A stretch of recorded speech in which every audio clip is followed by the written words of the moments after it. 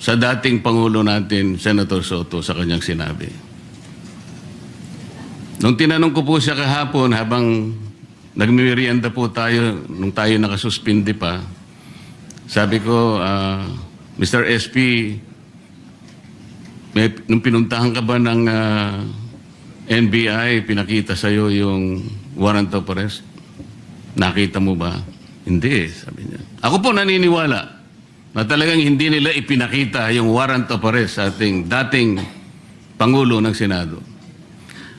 Ang ating pong miyembro ng press, Sir President, mahilig lang silang tanong ng tanong eh. Pero yung basic yun ang ayaw nilang tanungin eh.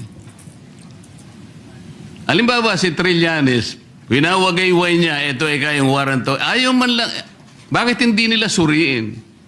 Pwede po bang makakuha ng kopya niyan? Kasi po kahapon, Sir President, Your Honor, nung makausap natin ng NBI Director,